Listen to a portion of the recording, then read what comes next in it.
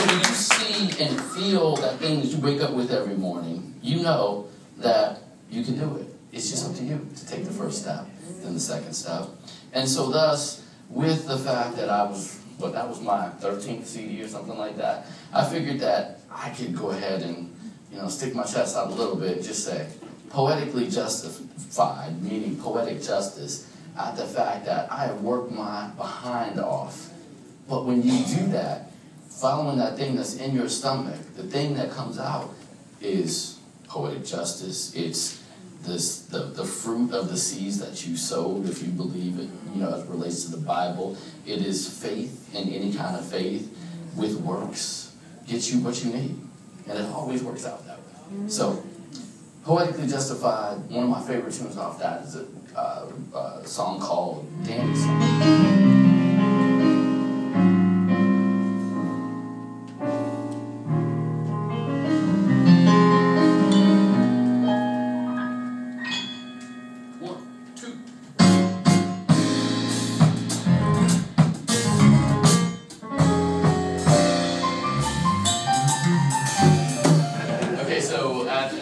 Everything, yes, I'm a Georgetown JD MBA, a Small Business Administration Young Entrepreneur of the Year, and I am a Toys R Us kid. Because I will never ever grow up, and even if I did, I'll still be a Toys R Us kid. More toys, but more games, more toys, oh boy. Yeah, I remember that one. So I'm just here to talk a little bit about, we talked about life reimagined, and we had a kind of opening ceremony, and the world reimagined, and work reimagined. And I spent a little time on the website over the last couple of days just seeing what I could do to add some level of relevancy to what they already have there. And they have these things called calling cards, and you have to sign in, put your name in, they're going to make sure they get your analytical information because they're going to send you a couple of emails and things like that. I agree to the terms. None of us read it. That means that it's okay for me to send you the other email stuff that I'm going to send you next week and make sure that April 15th we have everything together. But when we sign it anyway. And then there's this whole list. Oops. Let's see. Right now, I think when we talk about life reimagined, I read a lot, and we're talking about the post-industrial age. I mean, we say even up to 2 years ago, people are talking about where are the jobs in the world right now. Honestly, manufacturing jobs, I don't know if they're ever coming back. Why? Because they're all automated. You go into Giant, you used to be able to go get a job at a Giant, as a cashier. It's gone from 2 self-pays to 4 self-pays to 12 self-pays. And then all you need is somebody monitoring whether or not, you're going in and out of there. Now, I don't know their shrinkage, depending upon the part of town, I'm just keeping it real. But things like that. But still, the essence of the matter is true. We are in a post-industrial age. Things are changing.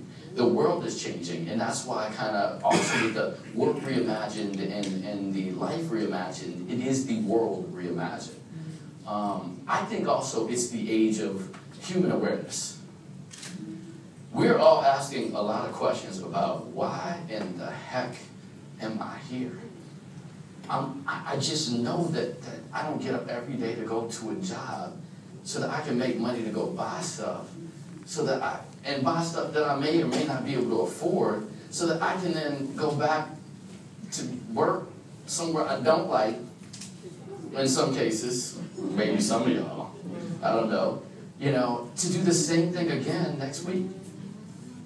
And then next week, and then weeks turn into years, years turn into decades, and then you wake up, and I tell you, I look back and I'm like, okay, if all goes well, I still have it to do again at my age of 40, right?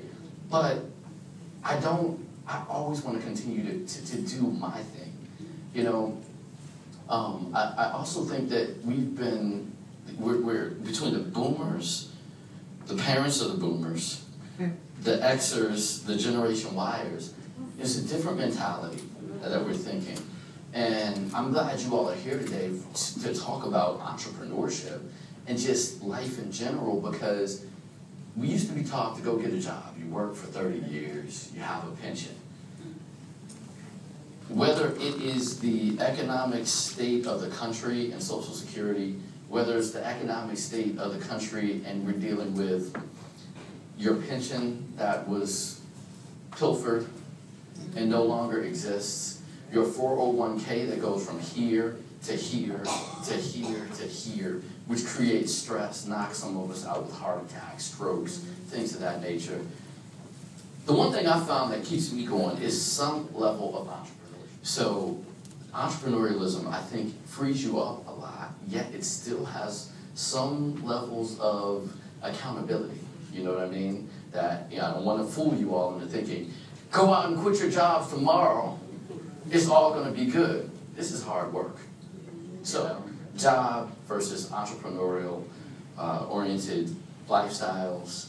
And, again, our mission and what we're looking at today is like, really, the why are we here? And I think we all ask that question.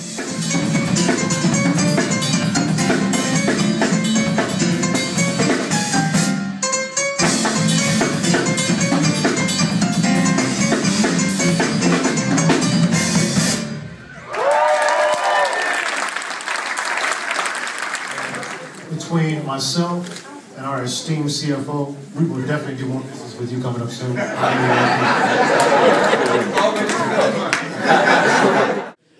Hey you all, it's Marcus here at the headquarters of AARP, the American Association of Retired Persons, and I just gave a speech and performance kind of mixed on living your dreams and their new concept called Life Reimagined and Work Reimagined.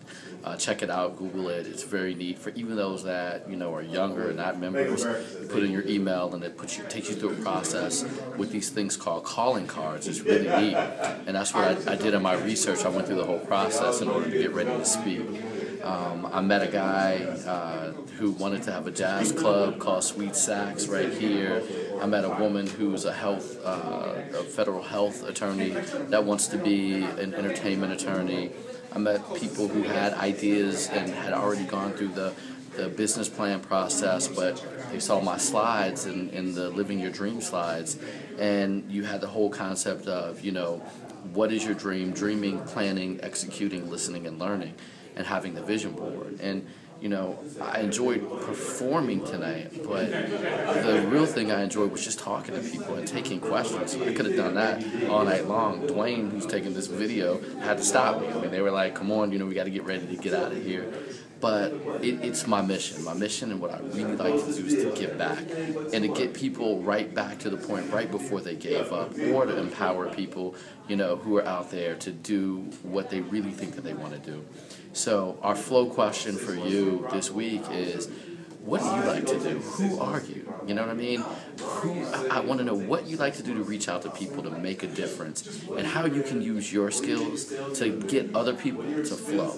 When I mean flow, meaning for the love of themselves, figuring out who they are, flowing in the way that they're supposed to flow, in their gut, which is God. And as I always say, you and God are a majority. So keep on flowing. Love you. Take care. Peace.